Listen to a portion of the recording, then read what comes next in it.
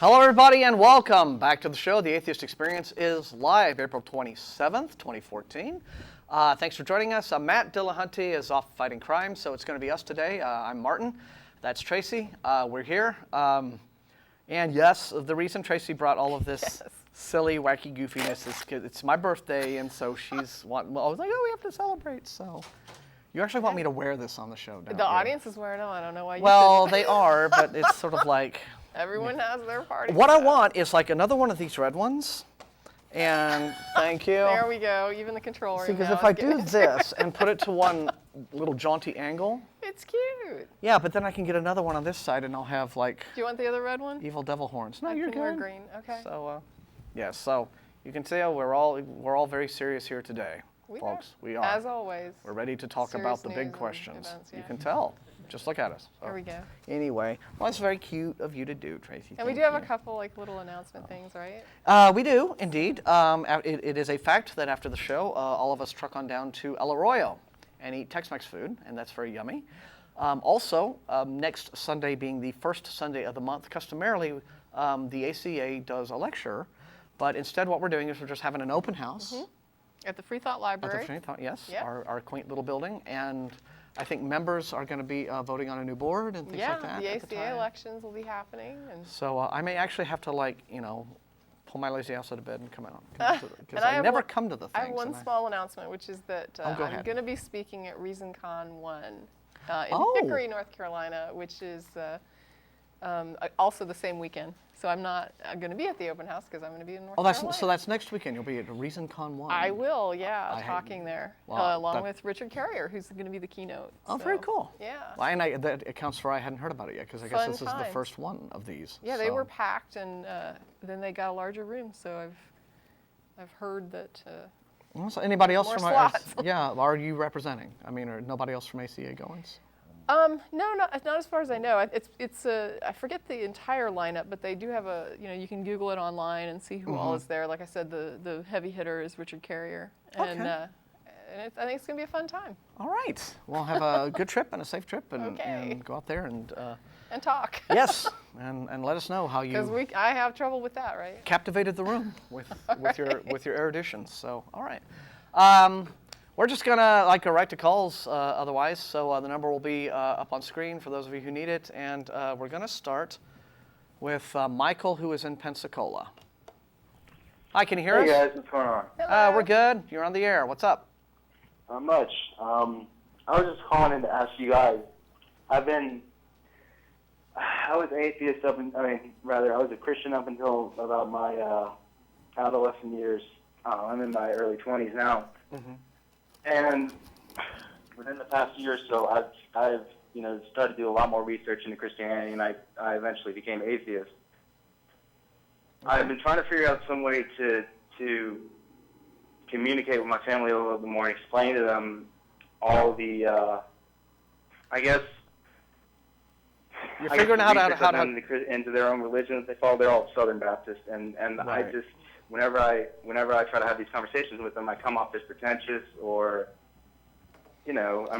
typical response. You come off as pretentious or, hey, why do you think you know more than us, Okay, so they know you're out. This isn't a coming out question. They're aware you're an atheist, correct? Yeah, they're totally aware. And these conversations, when they occur, who's initiating them?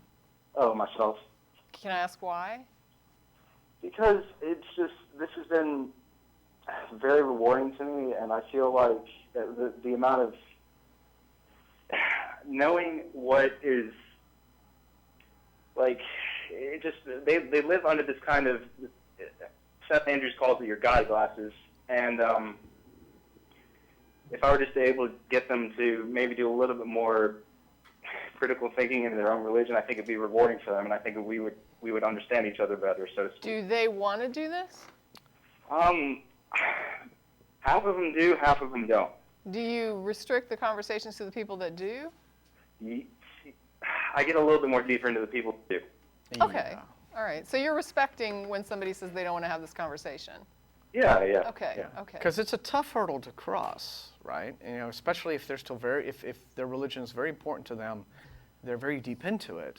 You know, they're going to react offensively to any perceived challenge, and if it comes from a family member, there could be that additional aspect of resentment involved.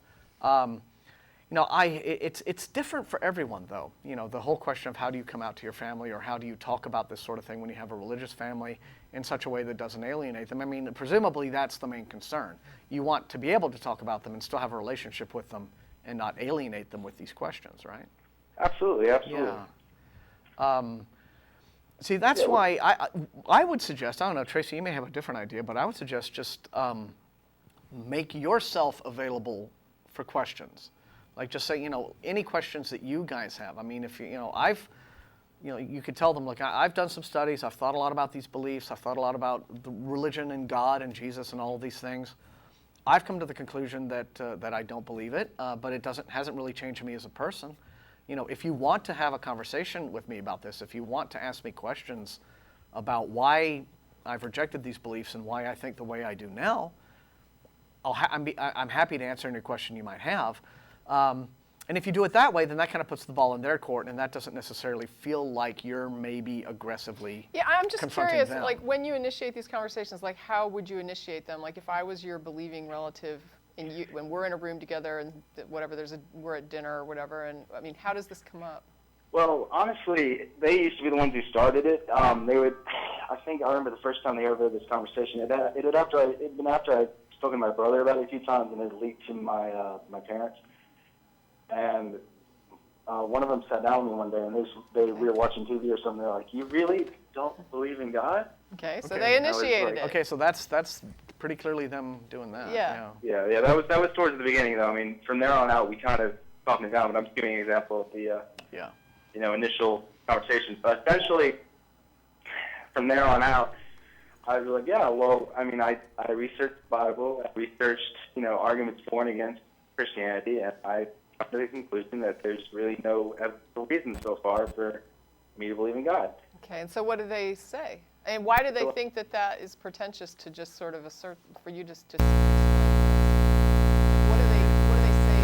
Do they give you anything specific that they're saying is pretentious to? A lot of them they're like, how do you know all the answers?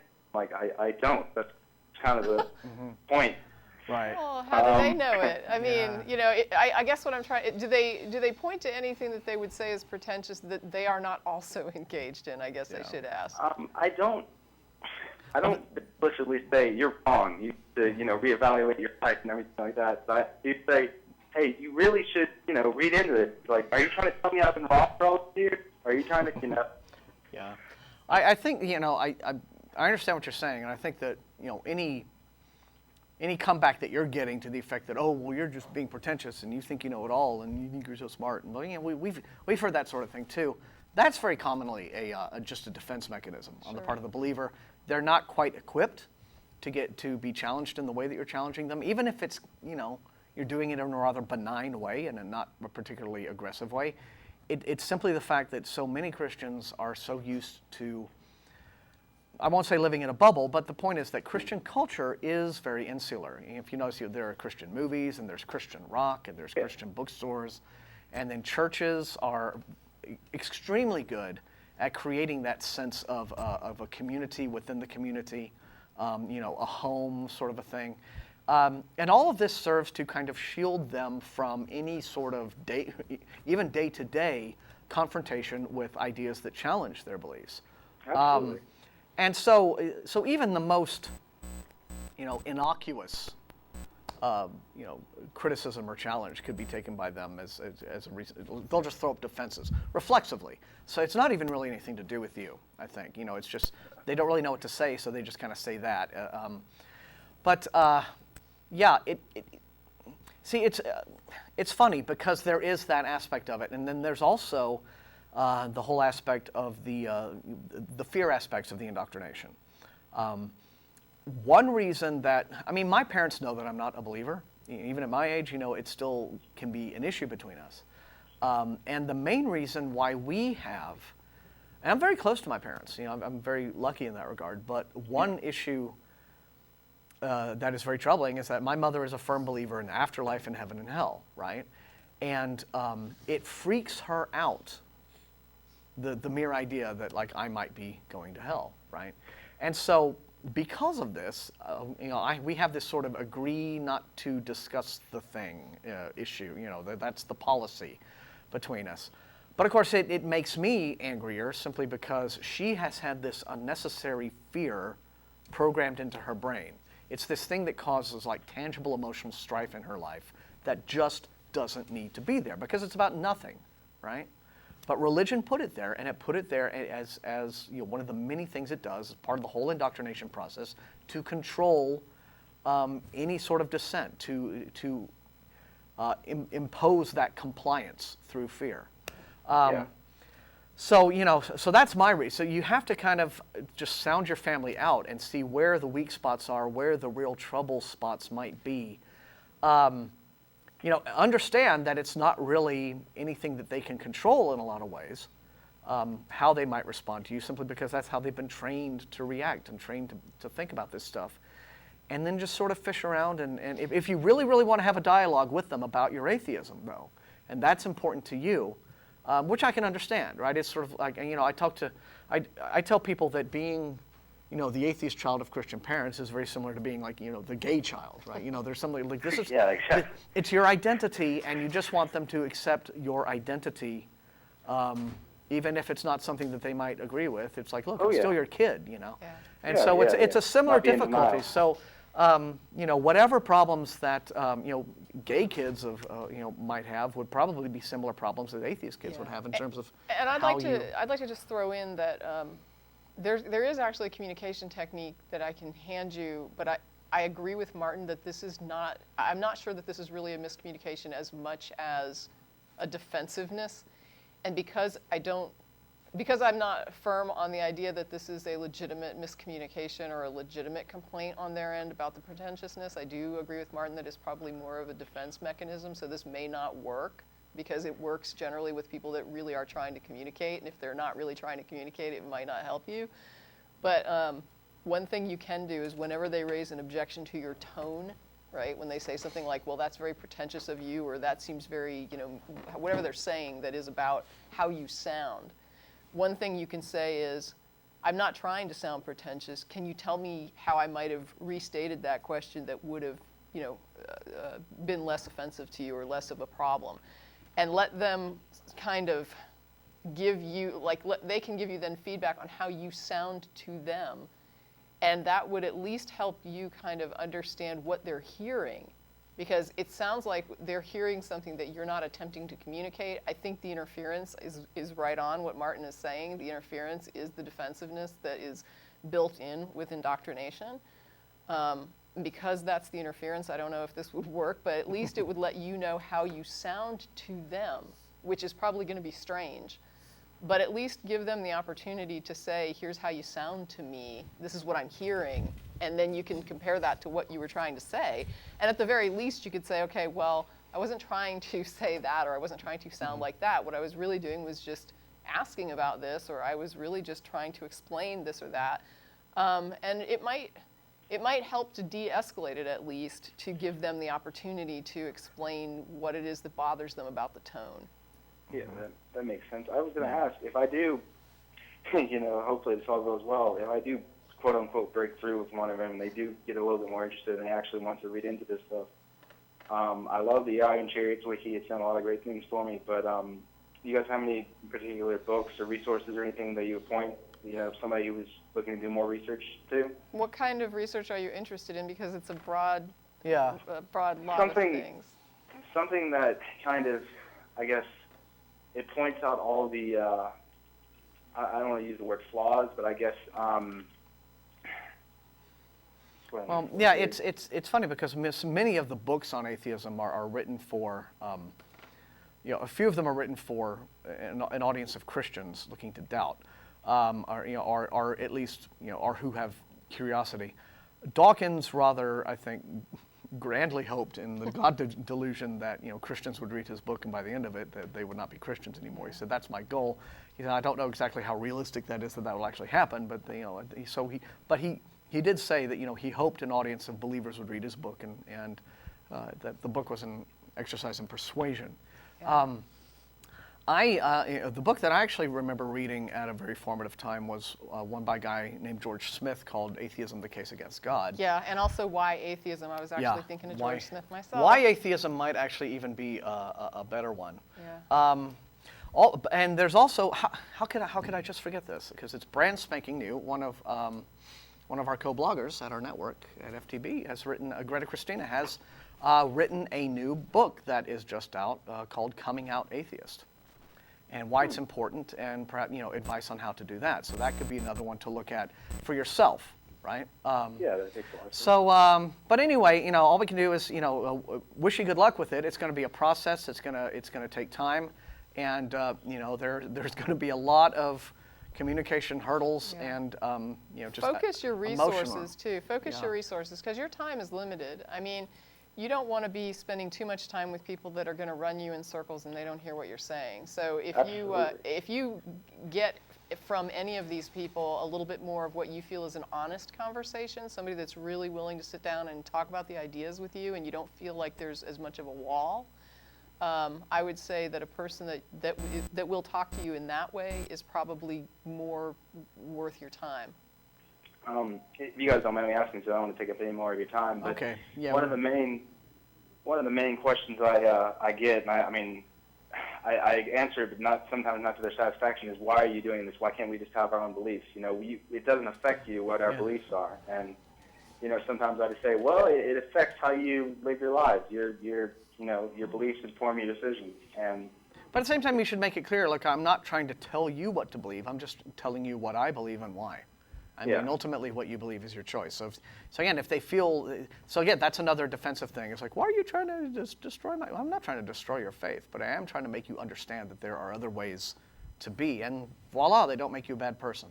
Which is something that a lot of, another problem, another preconception atheists have to overcome. But look, man, good luck to you. We got to go on to the next batch of callers because we got a full house. But thank you very much, and good luck. It's just going to take some time. Thanks, guys. I really appreciate it. Sure thing. Take care. All right. Cam in Oswego, Illinois, has been waiting a long time. Is this Cam? Yes, it is. All right. Thanks for calling. What can we do for you? What I want to talk about today is the universe, the cosmological argument. Okay. All right. Okay. I just have a few questions, and it's going to be not your time, but let's see. What specific aspect of it are you curious about? And there are several. Well, there are a few cosmological arguments. The cosmological argument, like most other exercises in Christian apologetics, has been evolving. As new criticisms arise, the arguments get revised and tweaked a little bit. So. Right. So now the cosmological argument tries to avoid the infinite regression problem by saying that the cause of the universe is eternal. But I always have to wonder why is an infinite regression so it's quote illogical. I mean, why is it a problem? I mean, why? I mean, just because the concept of infinity is so hard to grasp doesn't mean it's they basically put forward a God that has no beginning, right? Mm-hmm. I mean, so they don't have a problem with infinite regress in reality. Yeah. I mean, they are cool with it as long as it's their God that is the infinite regress and not the universe. And then when you bring up infinite regress as a problem for their God, then they come up with this whole thing of but God lives outside space and time. God is the causeless cause, right? Yeah. So they just simply say infinite regression is okay as long as it's this thing that we're just going to say it doesn't apply to this. Yeah. And again, that's an assumption. For example, the most popular current variant of the cosmological argument is the Callum cosmological argument, and that's William Lane Craig's baby. And essentially the syllogism goes: everything that begins to exist has a cause. The universe began to exist, therefore the universe must have a cause. And then, of course, the conclusion you eventually come to, surprise, surprise, is that it's the Christian God who is this cause. But again, the problem is that it's simply an assumption is just made. Christians have just declared, that their God is this causeless thing, this thing that gets to break the rules of not. And they make assumptions about what happened prior to this incarnation of the universe, right? So they're making assumptions about what could or could not be, and how do you even speak to that? You can't. Yeah, because there's no time. Right. So when they're saying that it has to be like this or it couldn't have been like that, they don't know. Yeah. They're making stuff up. Nobody knows this. But there are basically two fallacies that are going on. There's a special pleading fallacy. That's the one that lets God break the rules. Yeah. And then there is also something called begging the question, where essentially the conclusion that you're attempting to reach is instead the thing that you've made your premise, and this is kind of putting the cart before the horse as it goes. But I've never had a Christian explain coherently to me, and maybe one can call us today and do so, when Christians say, well, God lives outside space and time, so he doesn't have to obey these. And I'm like, well, okay, tell me about this realm then. I'm fascinated. What is this realm outside of space and time that you confidently assert God exists in? Where did it come from? How was it created? What are its rules? What are its physical laws? If it's not temporal, what laws does it follow? And if it's not temporal, then how is God living in it doing causal temporal things like creating universe? Because creation is a causal temporal act, right? A thing doesn't exist, poof, you create it, then it does.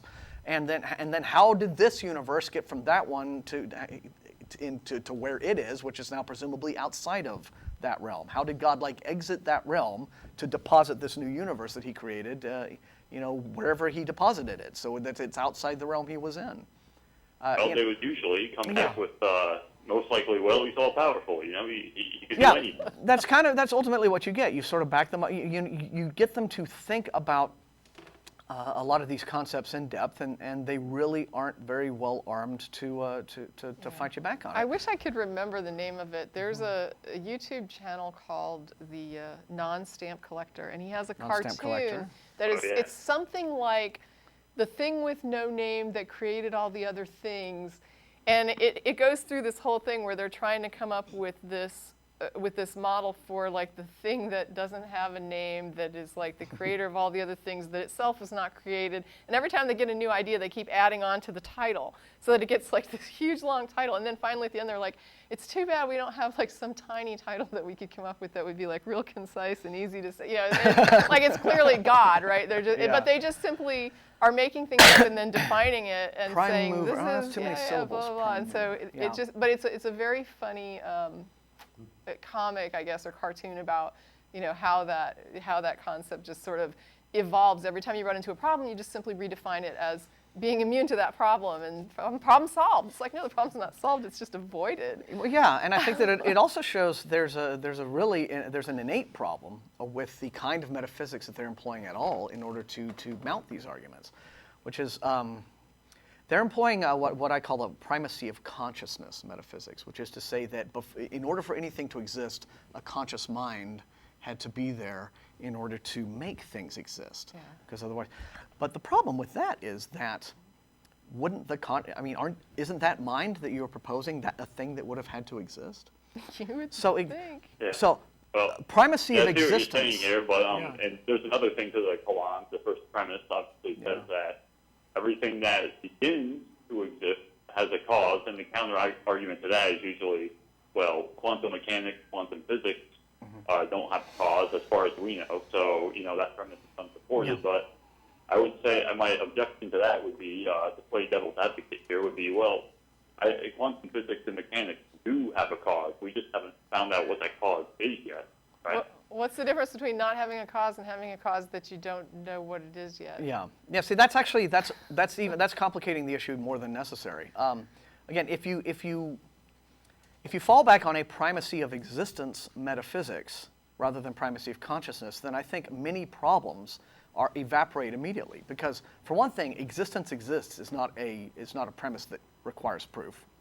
So unlike there's a mind, right, or there's a God, or there's a deity. And even if you want to propose a deity, that deity would have had to exist for him to do all of this universe-creating stuff that he is credited with doing. So so a state of existence would have had to be present for God to exist. This realm outside space and time would have had to exist. So however you want to push the problem back in order to make room for God and to make God seem a plausible explanation for things, existence would have had to have been there first for him to be there. I think the most painful thing for me is that all of this, at its best, like giving it every benefit of the doubt, what you've got here is a hypothesis. Yeah. It's not testable. You can't know it's correct. And until you find some way to test it, there's no point in even discussing it any further. It's like you have this idea, you can't demonstrate it, so what good is it? Go and find a way to demonstrate it. Quit arguing with me. You're wasting my time.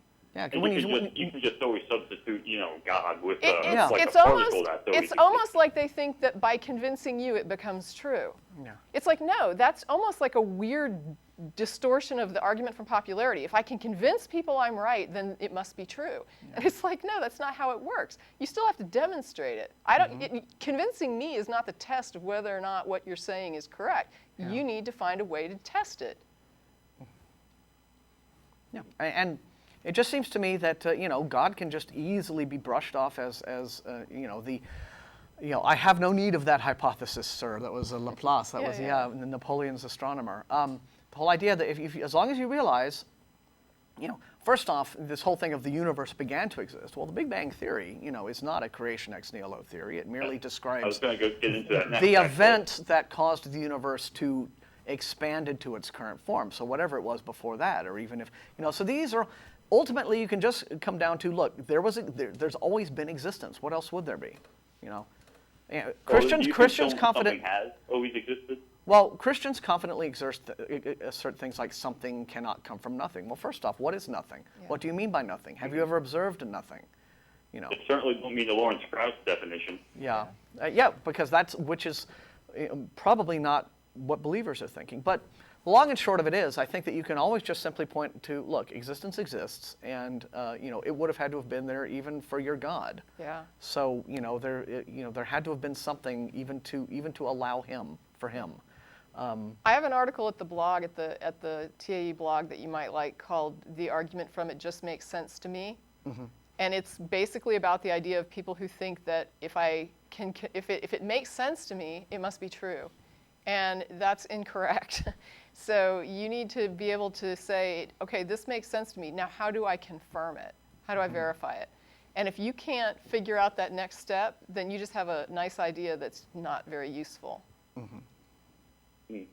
And many of these, the logical proofs and arguments for God, all the believers really seeking to do with those is get to God, and then they think they're done. And so they're usually not quite prepared for, but what about this outside? What do you mean outside space and time? And then they're like, and then they're just like, you think what does it even mean? So anyway, that's kind of our take. We gonna go ahead and move on to the next, folks. But thanks very much for calling. We really appreciate it. Thanks for taking my call. Yes, take care. So long. All right, I'm going to go to Sean in San Bernardino because I think we can sort of segue. Good segue. Yeah. Hi, Sean, are you there? I'm here. Hi. How you guys doing? Thank you for holding. What's up? So I have an alternative way of getting to a creator that I'm interested in hearing what you guys have to say. It's called the simulation hypothesis. Have you ever heard of it? Yes. Yeah, we've heard variations of it, yeah. But go ahead and talk about what it is so that folks at home. Sure. It starts with two assumptions. Number one is in the future, computers can simulate whole universes. And assumption number two is there are other alien civilizations in the universe. And from those two assumptions, it says there are only three possible logical conclusions. One is that all aliens choose not to create a universe simulation for whatever reason. There's mass consensus. Conclusion number 2, all aliens destroy themselves before developing the technology, so none of them are able to actually create simulations. Or number 3 is the statistical likelihood of being in a simulation is close to 100%. And the rationale for that is if you have a single civilization that starts creating simulations, then you'll have a billion simulations running on all these advanced laptops versus the one reality. So I thought it was a pretty interesting way of getting to a creator. I'd like to hear what you guys think, if you want to challenge it or whatever you have to say. I don't think I have to challenge anything that starts with 2 unfounded assumptions. Good point. Yeah, I mean, that's that's the end, right? Yeah. Mean, demonstrate your assumptions are correct, and then we can chat. Yeah, I mean, it's an absolutely true. fantastic premise for a science fiction writer. And, Yeah. you know, it's, ultimately you have to also, in addition to that, you know, you look at just day-to-day life, right? And you can say, well, if all of the available evidence to me does not, something distinct would have to point to this being a computer simulation, you know, versus simply a natural universe in which I exist. And without knowing, though, what those distinct pieces of evidence would be, how can you really make a meaningful, you know, conclusion based on all of that? So it's, it is simply more, it is perfectly practical for me, whatever the answer is, to simply, based on my experiences and my evidence and the input that I get, you know, if the world looks to me like a natural world and I have no real criterion to say yes, but if this were a computer simulation, you would also expect to see A, B, C, and D. Without knowing what those are, you know, it's nothing more than, again, an interesting science fiction premise. So. Yeah, there's actually an analogy that I've used before in, like, not on this, but it seems to apply to this because it reminded me of it when you were talking. There was an analogy that I've used before where it's mainly for people that are talking about creating mind, I think it is. But the idea was if human beings can create an intelligence or something like a brain, which would be like a computer processor, then perhaps, you know, then this brain that we have is created, right? We can make things that process information. We process information, so we're created. And one of the things that I pointed out is that we have people who, for a living, will come to your house and build you a garden pond, right? They'll come and build a pond. There are people that can build ponds. There are people who are hired to build them, that make a living building ponds. But that doesn't negate all the ponds that naturally occur, right? I mean, there's still this crap ton of ponds that are naturally occurring. So even if you had like a bunch of civilizations being pumped out, like let's say we had all these universes being pumped out in simulated mode, how many universes are pumped out naturally? Like, how do we determine that? And does it rival that number? I mean, I don't know. That's a very good point. Be endless, I think, you know? Yeah, I think one of the strengths of this hypothesis, well, it changes based on what you said, but if we assume there's only one natural universe, then the statistical likelihood of being in a simulation, you know, you have to exponentially assume that's higher because of the amount of computing power we have. So well, again, that's what was attractive about it to me. Yeah. Well, again, I mean, I you know, not being a statistician, I don't know what, you know, it makes just perfectly good sense to assume in any context of this. I think that, again, you might be kind of getting towards the, you know, argument from it just makes sense to me on a lot of this. But I think there is one thing very interesting that you've made me think about when you bring this up, which is this whole notion of just how people think about gods and creators and what have you.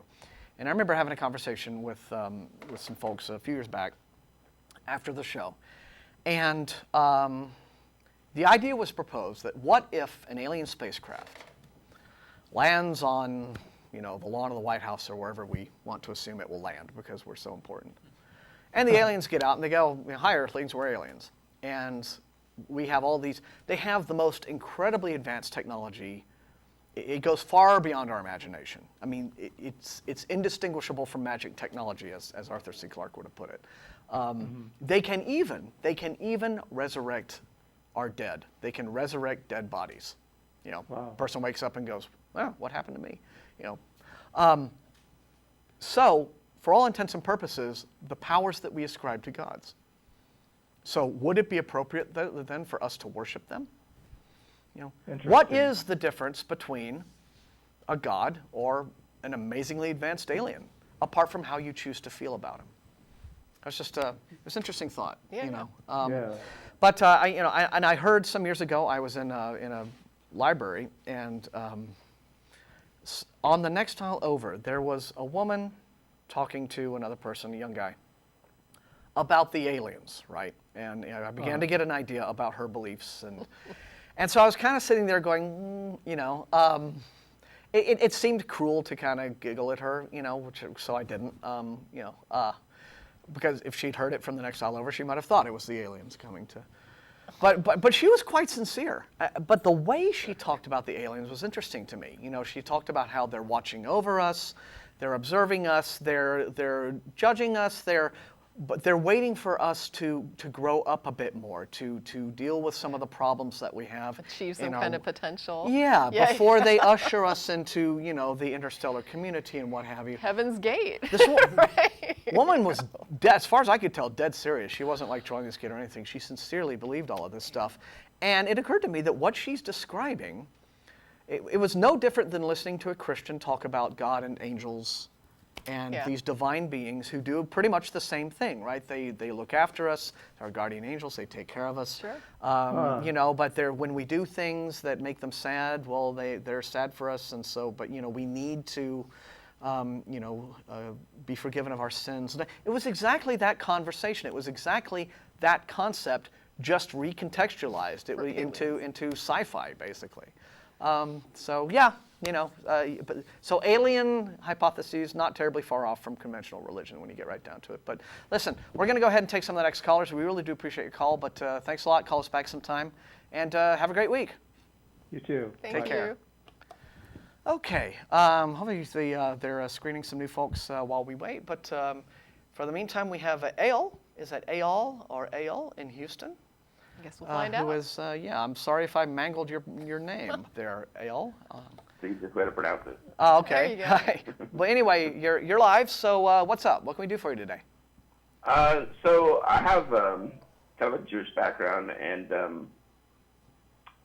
I'm wondering if basically there's any way, currently I'm an atheist, but I'm wondering if there's any way for me to sort of keep any of that cultural background, but still remain an atheist. I'm sure that there is. There are loads of atheist Jews. Have you never met any atheist Jews? Because we have one on the show. Yeah, have you watched our show before when Russell is hosting? Russell Glass? I didn't know that Russell was an atheist. Yeah. No, not that. Sorry, that he was Jewish. Well, there you are. Yeah, and his sister Karen, in fact, who used to be a co-host on the show, she even more than he is. She's an atheist, but she says has a great deal of fondness for all of the cultural trappings of her upbringing. So it might be a good idea just to call back when he's on and talk about that, because I'm sure you guys would get on like a house on fire. But he would be more qualified to talk about it than we would. But as far as we can tell, it's entirely possible. I can tell you something that's very similar too, which is that there are indeed, despite what Bill O'Reilly will tell you, atheists who enjoy Christmas and celebrate Christmas and call it Christmas. Right. Beth, well, it's not a religious holiday. Yeah. Well, that's true. There is a secularized aspect of it. Right. But at the same time, there are a number of atheists who are quite, talking about. I would say that when it comes to why not? It's just when it do comes what you to love, atheists right? who maintain their religious culture, it seems to be prevalent among the Jewish atheists and also Catholic atheists. Right. Okay. There are a lot of atheists well, that it's a very cultural religion. Both of them are. Yeah, both yeah. Are very cultural. Exactly, and it is so ingrained. I think it makes sense. It would be like if you moved to America, you don't have to give up your if you immigrated here to the United States, you wouldn't need to give up all the things that you loved about your prior culture. If you came here from Germany, you could still eat German food and enjoy German music, and I think it's kind of the same. Religion is not separate from culture; it's part of a culture. Mm-hmm. So I don't think that you necessarily have to give up like the tradition aspects, the cultural tradition aspects, just because you don't believe them as literal anymore. Okay, so there is like a mythological aspect to it that you can regard, just like with Greek mythology, right?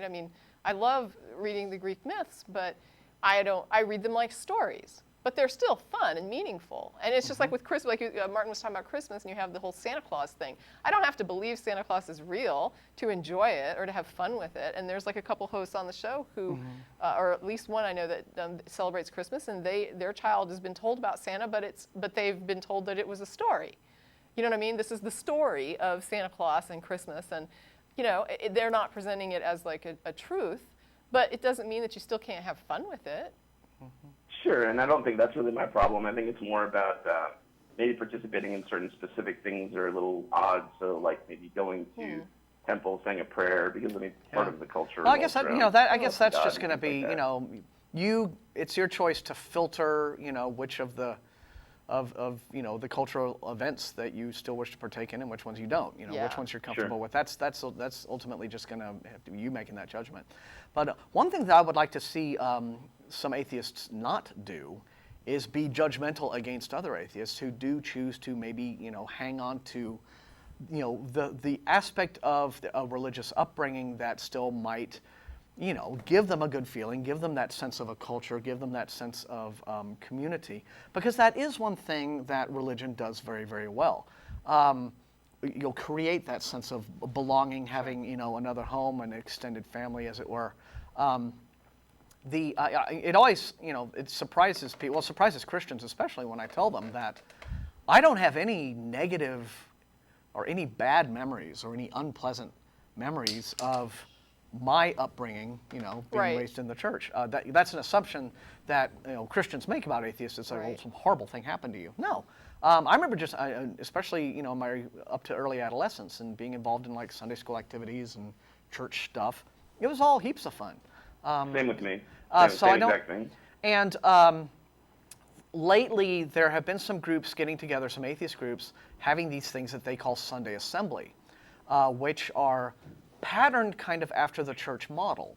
And it's social organizations. Sometimes they'll even sing songs and do whatever. I think there's one in here that just started up in Austin. Actually. Yeah. But the point is, immediately some atheists have been very reactionary about this, and it's like, oh, well, you're just like, it's like, look, no, it's nobody gets to police how anyone else does their atheism. Sure.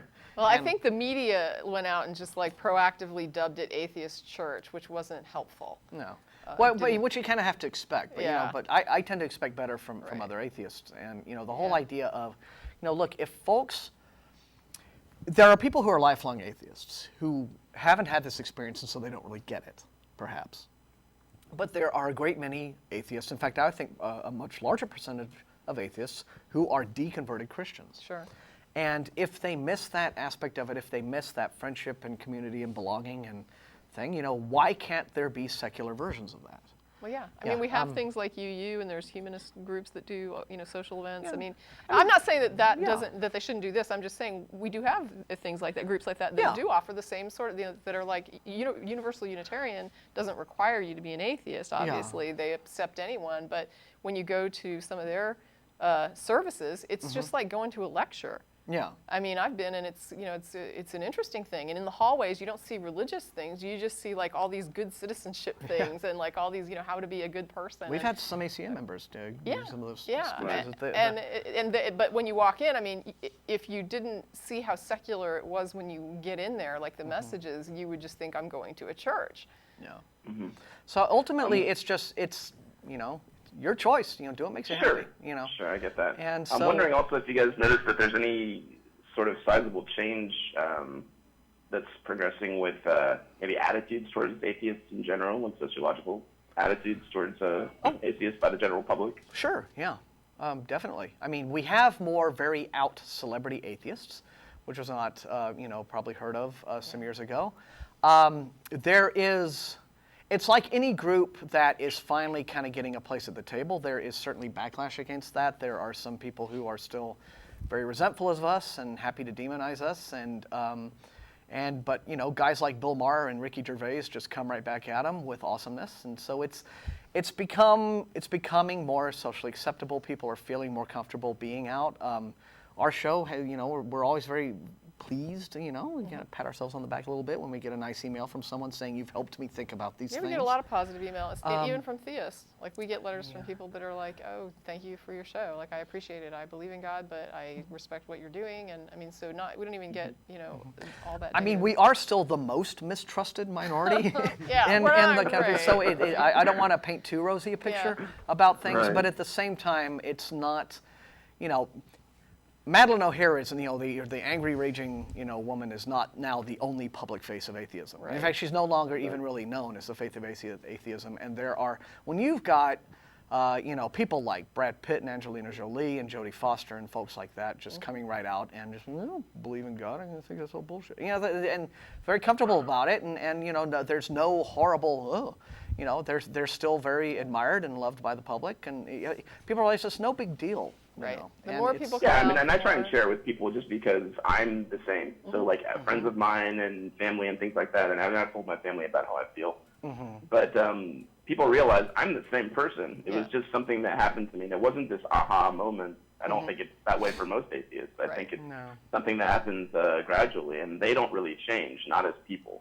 They're still the same person, same personality. They have the same morals to an extent in some cases, but it's kind of I think it's important when you can, maybe share it with people, and that sort of helps break down that stigma. Indeed. A little bit. Indeed it does. But thanks for calling, man. We really do appreciate Thanks very much for taking the call. Yeah, and call back some point, and we're going to move on to the next guy. So have a good week. Thanks, guys. Appreciate it. Thank you. Sure thing. Bye. Okay. So let's go to Fernando. He is on line 4. Guys, how you doing? We're good. What's up, man? Not much. I just wanted to call in.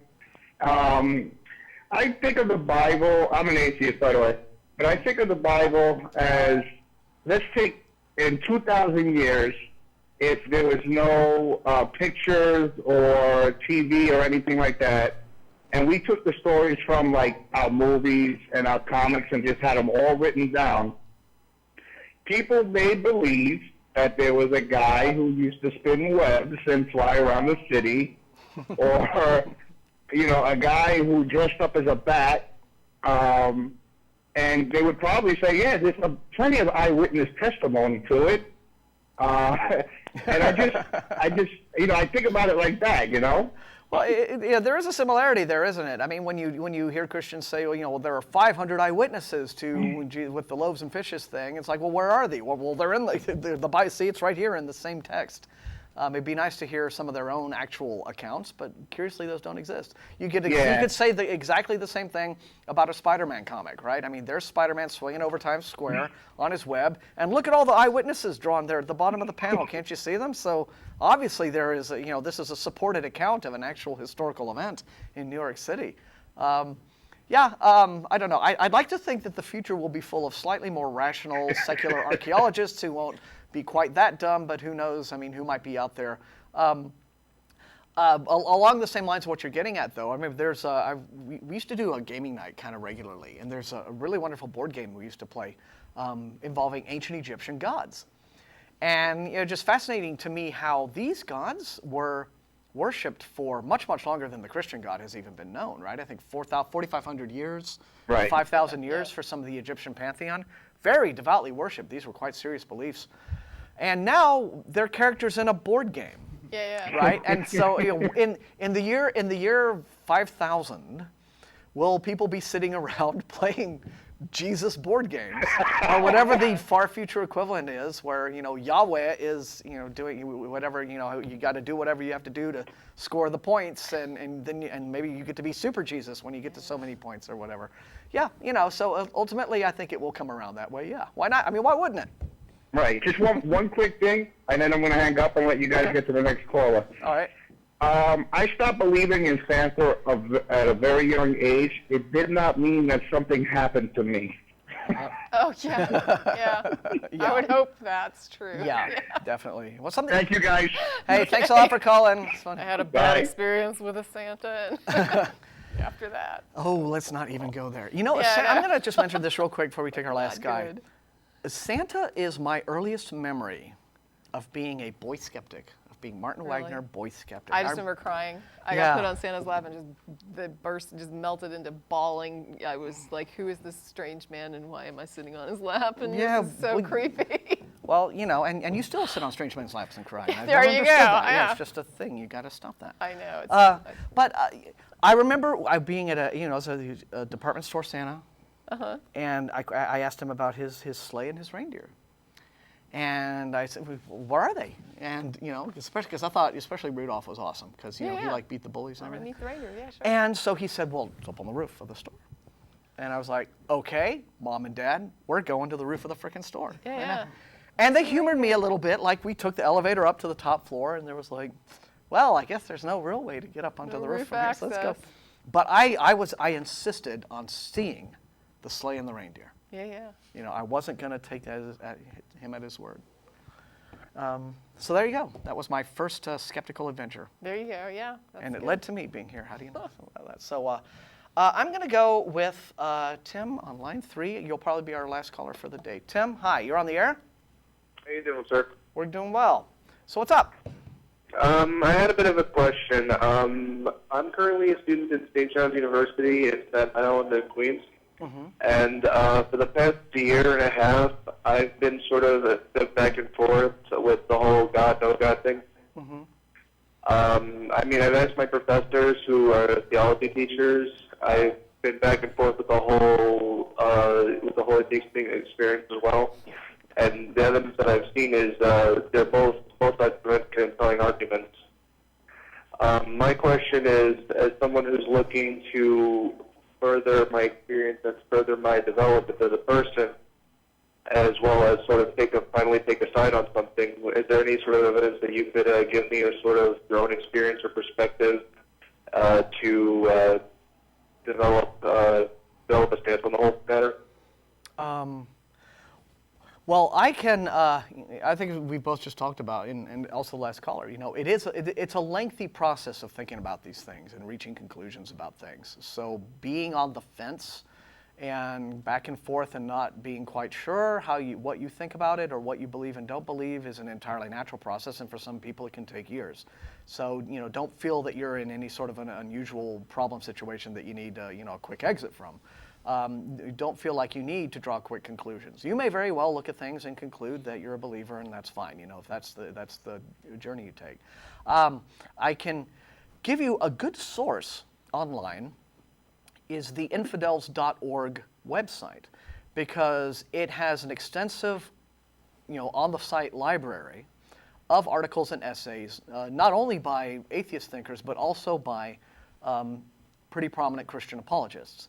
There are both points of view given, and then quite often it's a chain thing where there will be an article by an apologist, and then there will be a link to the rebuttal of that article, by an atheist or an agnostic, and then the apologist sometimes will address the rebuttal back, and there will be an actual dialogue kind of going on. And I found a lot of those articles to be, extremely thought-provoking and full of good information, especially a few years back, about like 10, 12 years ago when I was first discovering the ACA. I knew I didn't believe in God, but I didn't necessarily have any, well-constructed arguments of my own that I could kind of whip out. I didn't have that arsenal at hand. So that's a good source, and you can just take your time with it. Yeah. And what about you, Jason? Another good site that's similar is Austin Klein's site. It's about.com, which hosts a number of sites, but his is the atheism agnostic section. Again, it's Austin Klein, and if you're just looking for ideas, he's got a forum in there, and he's also got, I think, over 10,000 articles that relate to like atheist and theist issues. I think what you're doing is good as far as just asking people for their arguments and input, and then thinking about them and evaluating them. That's probably how everybody goes about it, or just about everybody.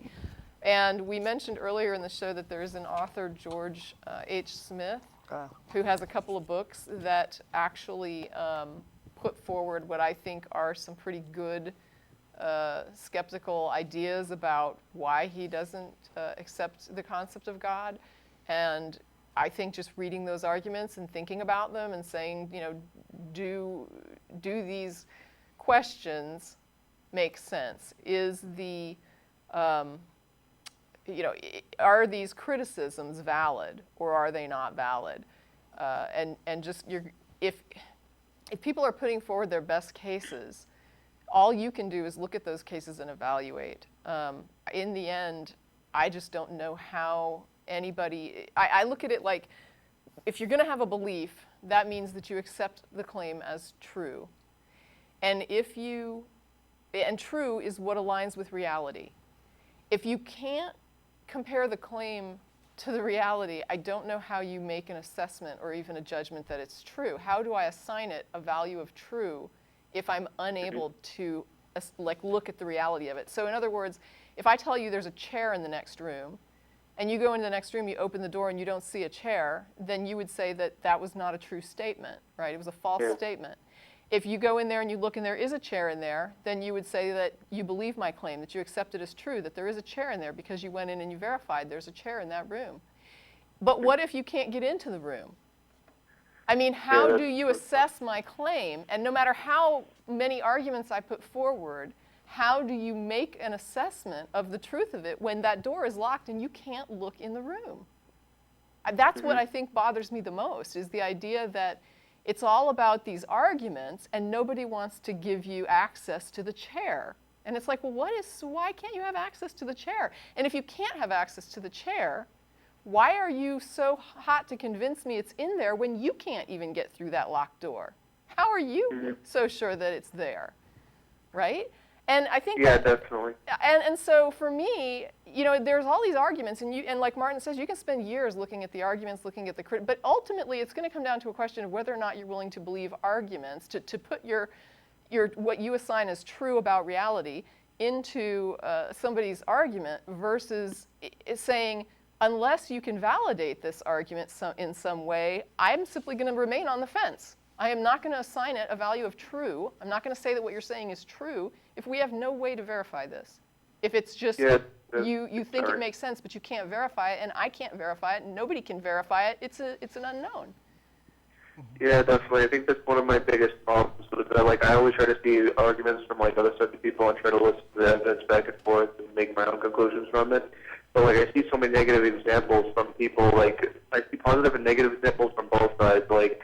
I see theism. There's a school in Indiana that my friend went to in high school, and they are completely brainwashed with the whole thing. They don't even allow so much as a simple hug or friendship in there, claiming that it's sexual. Yeah. And at the same time, I see negative aspects from people from atheism who try to shove it down the throats of other people. I'm not saying it's dependent on style and a person. Sure. Yeah. And I'm just trying to formulate my own arguments because there's always extremes.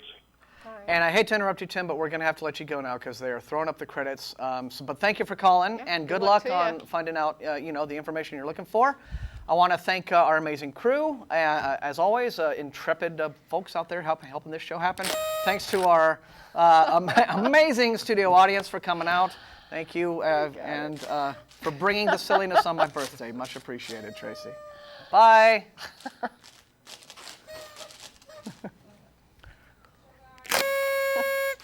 Did he see it clear? Okay. Oh, here we go. Okay, I'm gonna take one post-show caller, and that's gonna be a gentleman from Woodland. Is he on? John? Hang on. Hello, John. I'm not somehow being allowed to take John's call. Is it 4? Yeah. Let's try it again.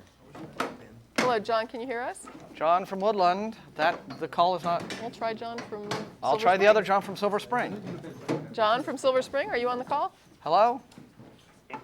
I think Hey, hi. Hey. I have a kind of. Hi, are you there? Yeah, we got you. You're on post show, but they're breaking down. So go ahead. Let's make it quick.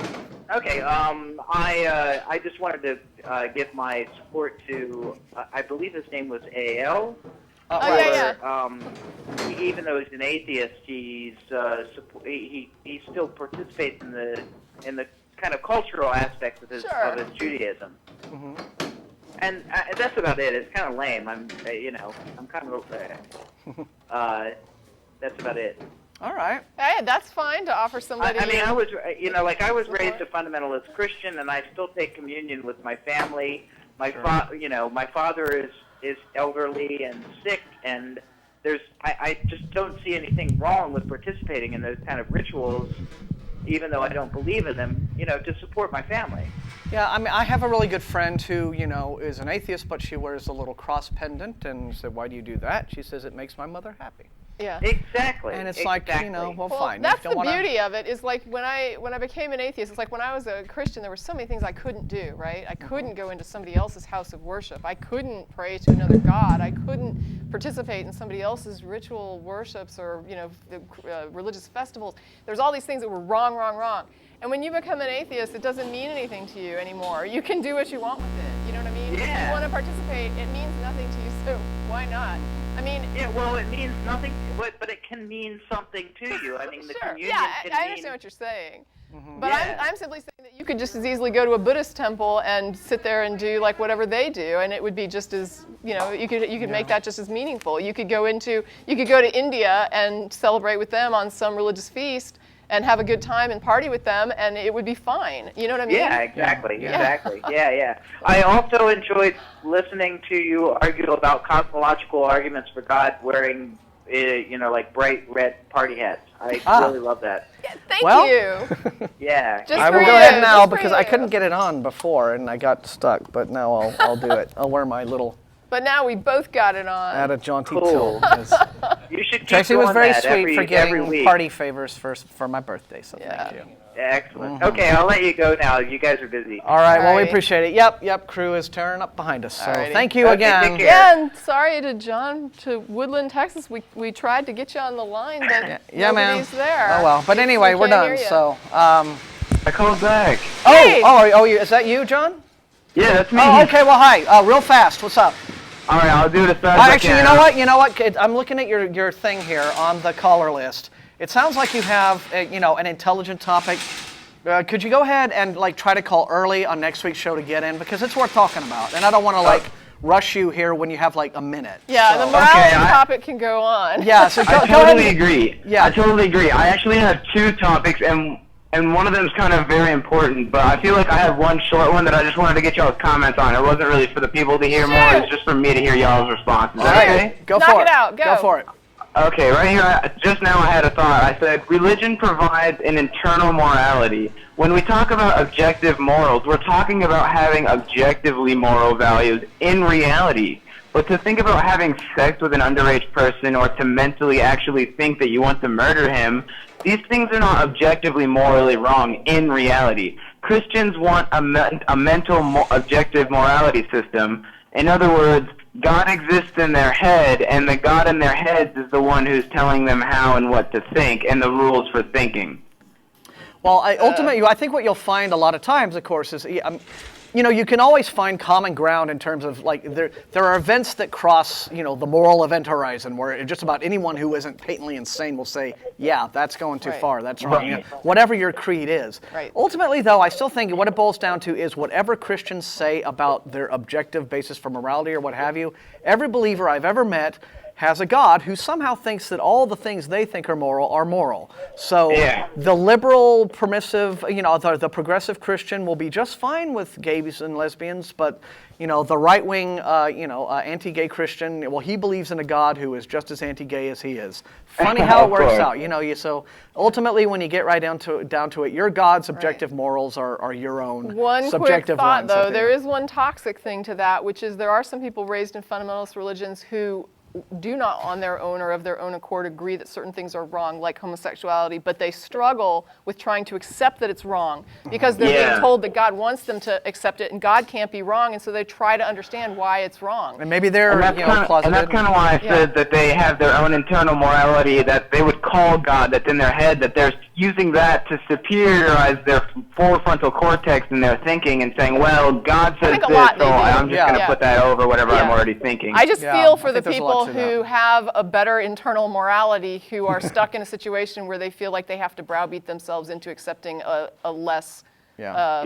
And then you end up with very unhappy people who are full of self-loathing. And it boggles my mind. My dad's actually a pastor. I'm only 18 years old, and for some reason, my whole life, I've only seeked the truth. I was a true believer because I thought it was the truth, and then I turned 13 and started really thinking about it, and it didn't take me but, 5 minutes of some Googling to realize, holy crap, I'm wrong, Yeah. It's not Josh like it's hard, and it just boggles my mind that many people really can believe it. Well, apologist Josh McDowell said one of the worst things that ever happened to Christian apologetics is the internet, and I agree. Oh yeah, I know. No religion survived the internet. A lot of us don't think so. But anyway, thanks I for don't calling. think so either. We got to go now, guys. but Thank you next very time. much. I'll call again next week. Thanks, guys. Bye-bye. Take it easy. Bye. And we're done. We're out. We're off. It's a wrap.